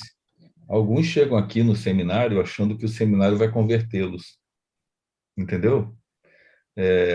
Alguns pensam assim, não, eu vou para o seminário, lá a gente só vai estudar a Bíblia e lá eu vou mudar minha vida, né? E assim, o pior é que não acontece isso, ou seja, só piora mesmo, porque no seminário, nós temos contato com a Bíblia, nós incentivamos muito a questão do crescimento espiritual, da unção do Espírito para a vida do futuro pastor. Mas, assim, é uma bateria de estudos, você sabe, você já passou por isso, pastor Levaldo, todos os pastores que estão aqui sabem do que eu estou falando. O regime de estudos do seminário assim, é massacrante mesmo. E chega uma hora, assim, que, infelizmente, como teologando e futuro pastor, a gente liga o piloto automático e a gente trabalha num regime técnico demais. Ou seja, eu começo a pegar a palavra como um material de estudo para mim, mas não um estudo no sentido de crescer espiritualmente, mas no intuito de crescer mentalmente ou intelectualmente falando. entendeu? E isso é extremamente perigoso. Porque o que acontece? Eu, como pastor, como eu falei para você, eu sou fruto de um trabalho evangelístico.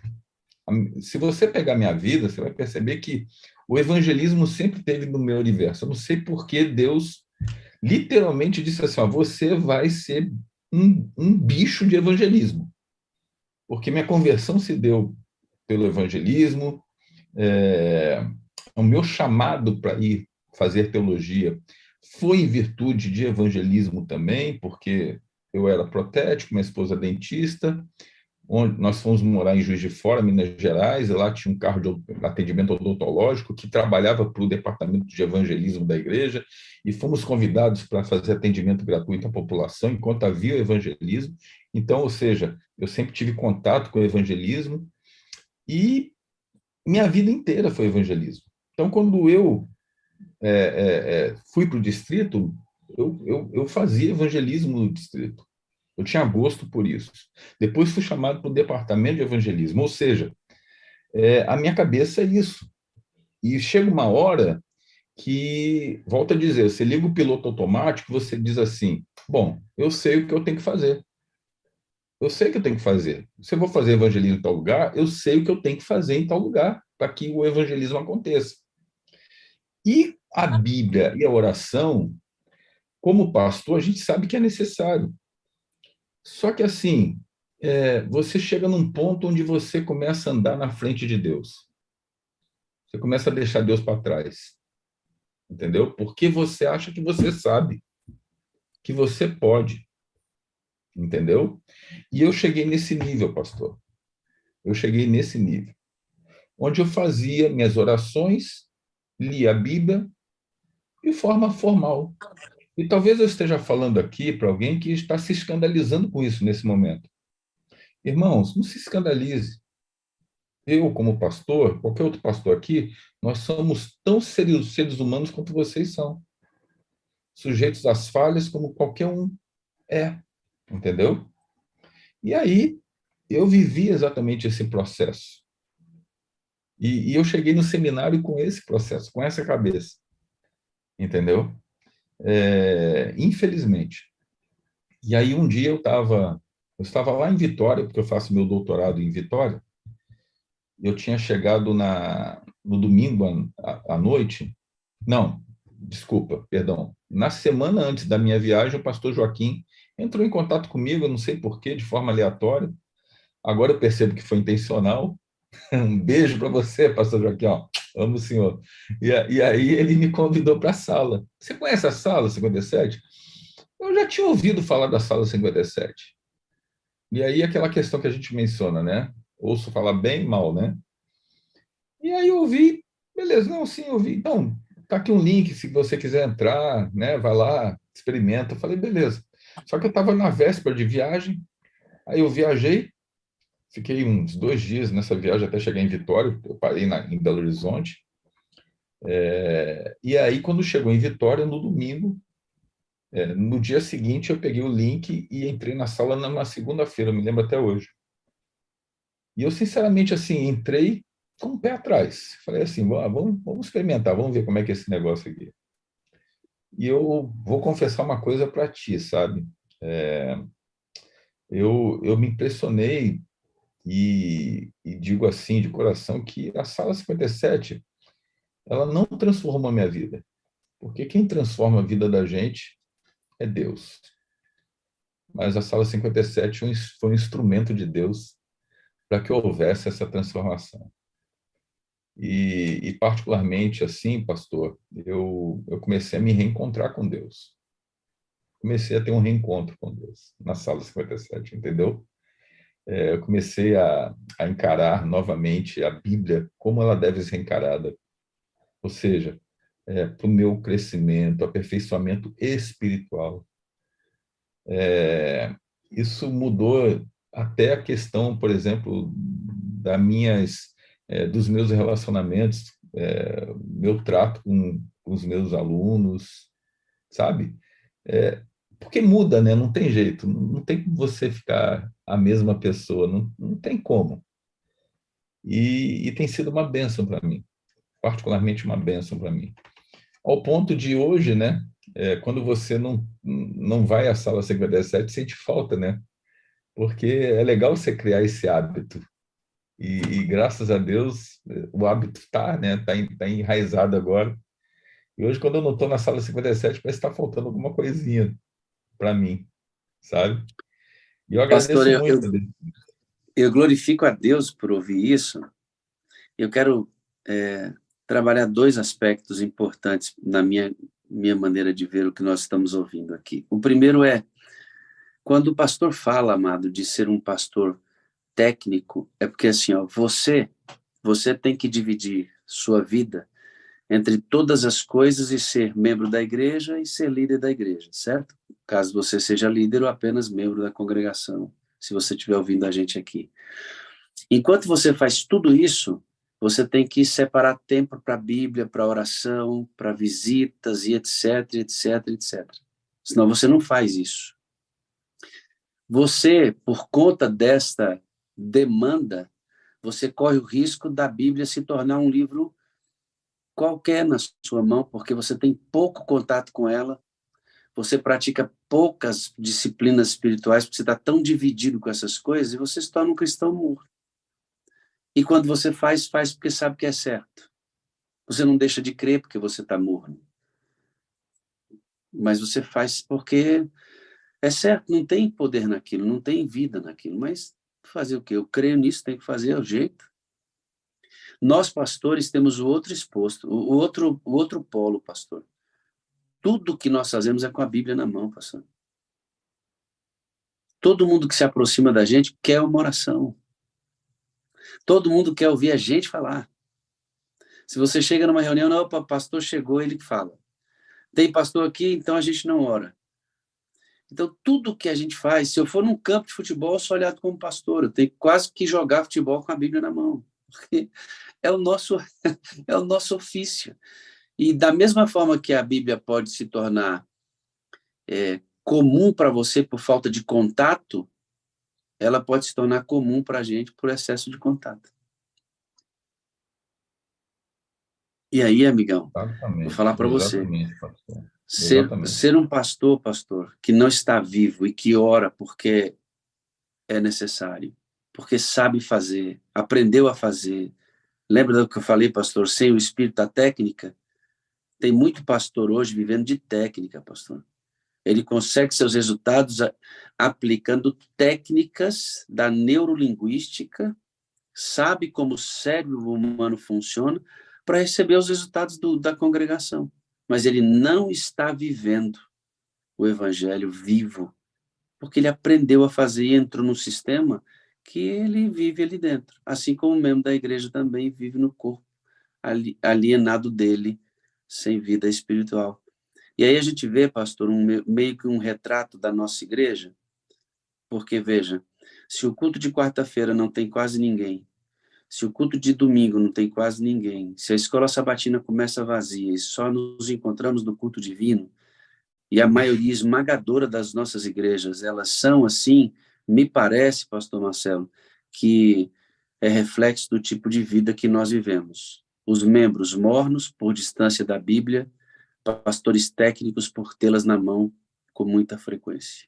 Eu costumo dizer, pastor, para os meus alunos que a igreja nunca vai ser maior do que ele como líder da igreja, como pastor. Pode ser igual, mas maior nunca. Então, o grande referencial mesmo de espiritualidade precisa ser o pastor, sempre. E assim, eu não estou aqui falando para nenhum colega, não, estou falando para mim mesmo, em primeiro lugar, entendeu? Porque durante algum tempo da minha vida eu não enxergava isso. E hoje eu vejo que o quanto, na verdade, lá atrás eu errei e como Deus conseguiu e está, assim, ainda operando, né? Porque o milagre ainda não foi completado, não. Estou no processo. Estamos em Pastor, movimento. tem um monte de área da minha vida aqui aberta, sangrando, e que ele está mexendo lá dentro. Outras ele já está costurando, tem algumas que cicatrizaram, e quando esta estiver aberta, estiver cicatrizada, ele já vai ter aberto outra, porque o processo de cirurgia não termina até que a glorificação chegue. É Então, nós verdade. vamos ter sempre uma área aberta, com Deus trabalhando dentro da gente. Graças a Deus é assim. O outro aspecto que eu queria cravar aqui, para a gente ir para a parte final do nosso testemunho, eu passaria amanhã conversando com o senhor aqui, pastor, porque é muito importante o testemunho de pastores aqui. O aspecto que eu quero ressaltar aqui agora é o seguinte, pastor, o senhor eu vou agora trabalhar uma escala de valores, tá? Dentro da instituição, acho importante a gente fazer isso. O senhor é professor de teologia, o senhor forma pastores, o senhor está num patamar de importância e hierarquia na igreja muito relevante. E eu vou dizer assim, talvez na estrutura eclesiástica, teológica, não tenho dúvida, a mais importante delas é a que o senhor ocupa. Então, o senhor é uma pessoa muito importante funcionalmente dentro da congregação. O senhor, academicamente, está terminando o seu doutorado, certo? Uhum. Então, o senhor vai ser, daqui a pouco, um doutor da nossa igreja, porque foi buscando toda a sua graduação acadêmica, a mente preparada para isso. O senhor é pastor, né? O senhor é pastor. Eu, pastor, sou um pastor distrital. Funcionalmente, hierarquicamente falando, o senhor é mais importante que eu dentro dessa estrutura funcional da igreja em segmentos específicos. Geralmente, pastor, nós pastores temos distinções e pastor tem dificuldade de ouvir pastor. Uhum. Pastor tem dificuldade de ouvir pastor. Quando o senhor chega aqui, pastor, na importância que o senhor tem, diz que esta sala o levou a uma experiência em que Deus está transformando a vida do senhor, com essa importância, toda essa experiência que o senhor tem, é tão relevante para a ovelha que está ouvindo, entender que entre nós não há diferenças, apesar da nossa hierarquia funcional diferente e necessária, que o senhor é capaz de ouvir um distrital, que o senhor levantou com o movimento com tantos outros pastores, membros leigos da igreja, líderes, e deixar-se ser influenciado por isso, ao ponto de mudar sua trajetória religiosa, sem considerar a hierarquia como o critério para ser ouvido ou não. Isso nos iguala, pastor. E eu Isso vou nos mais iguala. E Eu vou- faz para a ovelha, pastor, um efeito tão extraordinário de fluxo e refluxo, de ação e reação, que se pastores conseguem se amar, respeitar e se ouvir e aprender um com o outro, então a gente vai provocar isso dentro da congregação da mesma maneira, pastor. E eu vou mais além, pastor. Assim, sabe o que me chamou mais atenção na sala, assim, de coração? Foi exatamente assim a forma assim eclética que a gente encontra de participação. Porque uma coisa que me impressionou foi que esse espaço que é aberto para todo mundo, quer seja pastor, quer seja um membro da igreja. E eu vejo, e eu vibro. Olha, não desmerecendo os nossos colegas, mas assim, eu vibro muito mais quando eu vejo, por exemplo, aquela menina que eu esqueci o nome, gente. Eu vi ela pregando pela primeira vez, eu estava em Vitória, e eu achei fantástico. Acho que ela tem 12, 13 anos de idade. E eu falei assim, pensei assim, nossa, mas ela está pregando igual gente grande, gente. Olha só que coisa maravilhosa. E é uma menina, uma criança. E eu já te disse isso algumas vezes. Eu disse, Pastor Wagner, me maravilha o fato dessa abertura que a gente tem na sala, principalmente para os nossos irmãos da igreja. Isso é muito legal, eu acho bacana demais. Sabe o que eu acho E eu legal, entendi. pastor? É que assim, Ah, não te cortando, desculpa, o senhor sim, sim. está fazendo doutorado, né?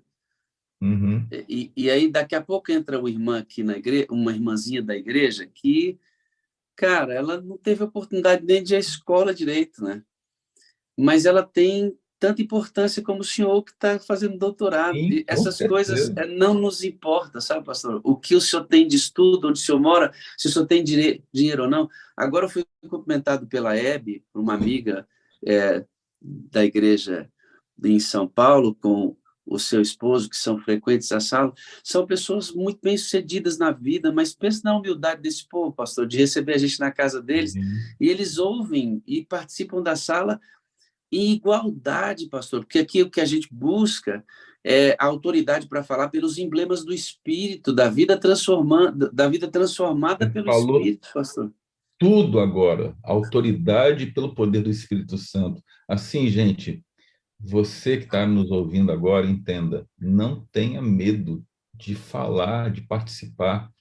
Se você estiver imbuído do Espírito Santo em sua vida, você vai falar com tal autoridade, e o Espírito Santo faz isso, sabe? Ele é um processador, vamos dizer assim. Ele processa as suas palavras para que se encaixem, por mais simples que você seja, por mais simples que sejam a sua fala, ele vai processar na cabeça de, sei lá, alguém mais culto, e a pessoa vai absorver essa mensagem como uma coisa mais maravilhosa do mundo. E isso é muito interessante, é muito legal. Esse é o verdadeiro milagre de Deus, entendeu? Então, isso me impressiona, porque a gente tem aqui um universo de irmãos, né, que estão conosco aqui, cada um do seu jeito, cada um da sua maneira, cada um com o seu grau de instrução, ok? Mas quando para falar aqui na sala, a gente sente o poder de Deus na vida dela, e a pessoa fala com tamanha autoridade, né? Quer seja pregando, quer seja dando um testemunho, e a gente que está aqui, a gente está vibrando. A gente, como pastor, vibra. É aquilo que você falou. É difícil para a gente, como pastor, e vocês sabem disso, colegas, é difícil para a gente, como pastor, parar para ouvir alguém. A gente tem esse detalhe. É difícil porque a gente é o profissional da palavra. Mas aqui na sala, quando a gente ver o povo participando, eu particularmente, eu amo demais, entendeu? Amo demais, porque eu vejo o Espírito Santo agindo na vida das pessoas e agindo na minha vida, para que eu possa compreender melhor ainda. Isso é bacana demais. Eu estava numa casa, pastor, conversando com algumas pessoas, e vi que uma irmã muito culta, estudada, viajada e tudo mais, ela comentando sobre a dificuldade que ela tinha de ouvir uma pessoa quando errava no português. Errava uma palavra, uma conjugação. Eu olhei para ela assim, não disse nada, mas dentro de mim eu disse, meu Deus, né? Meu Deus do céu, como a gente reduz o poder de Deus, né?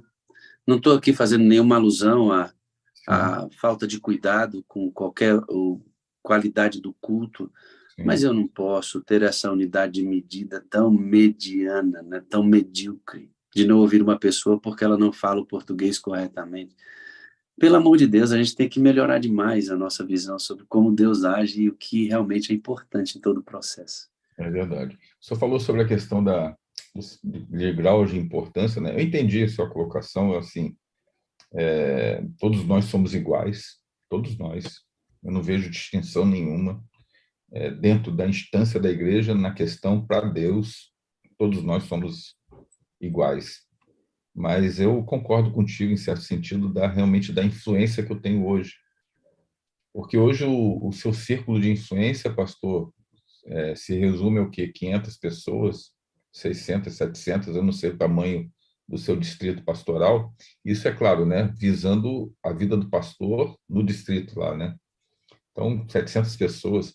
Eu hoje, o meu círculo de influência é ilimitado, porque, na verdade, cada turma que eu formo aqui, que passa pela minha mão, eu tenho 40 alunos na turma que serão futuros pastores e líderes da igreja, que, na verdade, replicarão um pouco daquilo que eu passar para eles em sala de aula. Então, isso assim, uma conta geométrica, né? É um cálculo geométrico, né? Só vai aumentando. Isso é exponencial, né? Só vai crescendo, crescendo, crescendo, crescendo. Então, hoje eu me sinto extremamente realizado na função, muito realizado. Eu até brinco dizendo assim, ó, por favor, se me deixarem, se Deus quiser, eu quero me aposentar, eu quero jubilar fazendo o que eu faço. Porque, assim, eu já Eu já fui pastor de escola. Quando eu comecei com o pastor Joaquim, eu era auxiliar dele, lá em Taguatinga, aí em Taguatinga, em Brasília. Fui pastor da escola de Taguatinga, do SEAT, não sei se tem esse nome ainda. Depois pastor distrital, em Tocantins, Formosa, Goiás, aí próximo também. Aí depois entrei para o departamento de evangelismo e nunca mais saí, entendeu? Então, assim, eu particularmente, eu passei por várias instâncias da igreja. Fui secretário de campo, mas eu nunca me senti tão realizado como eu me sinto agora. Confesso a você. Eu estou trabalhando muito mais do que eu trabalhava. Eu já trabalhava muito. Quem é pastor distrital sabe que a gente trabalha pra caramba, né? Imagina. Depois do departamento, aí você olha. É interessante, o pastor distrital olha para o departamento e diz assim: o departamental não faz nada. Aí o departamental olha para baixo e diz assim: o distrital não faz nada. E aí os dois olham para o professor de teologia e dizem assim: aquilo ali não faz nada também. De dar mansa, só dá aula. Só que eu nunca trabalhei tanto na minha vida como agora, porque assim, se você procurar, você vai achar o que fazer. E eu sempre tive esse espírito de procurar, de ir atrás e fazer. Eu estou sempre inventando moda aqui. E sempre nas modas que eu invento, quem mais se lasca sou eu, entendeu? Que eu sou o que mais trabalho nessa brincadeira. Nas modas que eu invento, né? Então, assim, hoje eu me realizo. Hoje eu tô Deus me colocou aqui e eu estou muito feliz. Estou muito agradecido a Deus. Agradecido Eu, por... eu, eu ainda muito feliz junto contigo, porque assim, você passando por uma reorientação no espírito e a sala tendo ajudado no encontro pessoal com Deus, hoje eu tenho muita esperança, pastor, que todos nós que temos essas influências na mão, nós possamos levar essas pessoas a essa experiência que renovou nossa vida. Imagina cada pastor desse formado, entendendo que o Espírito Santo é o poder para o ministério dele, levando isso para o distrito, a gente tem uma chance de ir para o céu e Esse é mudar meu a direção sonho. da marca. Esse é meu sonho. Hoje o meu sonho é esse. Essa é a minha Louvado prioridade, seja, pastor. Essa é a minha prioridade. louvado seja Deus. Pastor Marcelo, muito obrigado, cara. A gente tem que encerrar, infelizmente. Sim, claro. Deus te abençoe ricamente, cara. Obrigado pela disponibilidade de um testemunho tão gentil, tão Eu que agradeço, importante pastor Wagner. para todos que vão ou que ouviram agora e que vão ouvir depois, pela Eu que graça de agradeço. Deus. Eu posso pedir um favor, senhor? Claro, por gentileza, querido. Senhor não, meu amigo. Posso pedir um favor? Por Não, favor. eu estou devolvendo a ofensa, porque você está me chamando de senhor.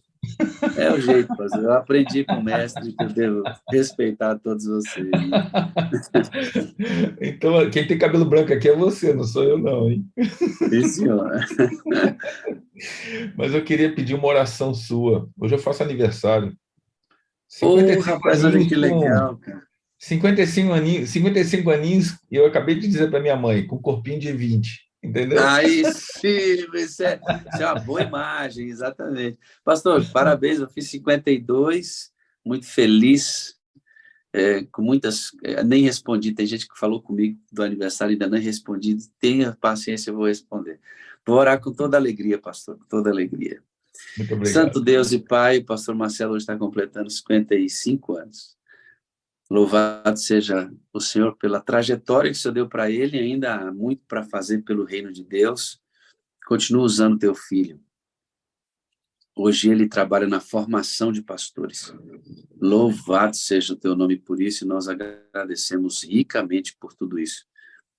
Que a vida do pastor Marcelo ainda seja muito mais frutífera. Abençoa sua esposa, as filhas, o ministério para onde o Senhor quiser levar. Que os anos sejam frutíferos e prósperos, ele rendendo no reino do Senhor. Batize-o com teu espírito, que ele seja um instrumento poderoso, como já é, em tuas mãos para a formação de novos pastores. Em nome de Jesus, nós agradecemos pela vida dele. Amém, amém, amém. Amém. Pastorzão, brigadaço. Deus te abençoe Valeu. ricamente, tá bom?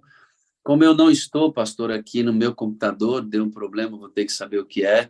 A gente não vai poder fechar com o nosso Bom Dia com Alegria, porque eu não tenho condições de fazer o controle disso, tá bom? Tá bom, então. Brigadaço, pastor. Deus te use sempre, amigo. Sempre. Valeu. Um bom dia para Obrigado. todo mundo. Beijos para vocês. Amo a todos. E preciso de vocês para ser feliz. Amém. O Senhor é a parte visível de Deus e eu creio mais em Deus porque o Senhor existe, pastor. Amém. Amém. Amém. Grande abraço para todo mundo. Valeu. Amém. Deus seja louvado. Para você que ficou aqui conosco até agora, muito obrigado. Para você que está vendo depois, que sua vida seja uma grande bênção. Vou pedir aí para o Gabriel, se estiver com a gente, fechar a reunião. Pastor Wagner, olha a janelinha. Eu não sei se você está visualizando a janelinha da irmã Vera Portes aqui. Ela colocou um pano atrás, está escrito Feliz Aniversário. O povo aqui é rápido demais, gente. Está doido. Essa Vera não é fácil, não, querida. Ela é muito fera, né? Ela fez isso no meu aniversário, está fazendo no seu. Ela é uma benção, essa menininha. Um grande abraço, galerinha de Deus. Muito obrigado pela presença de todos. Até domingo, pela graça de Deus. Tenham todos um feliz sábado na presença do Senhor. Um grande abraço. Fica com Deus.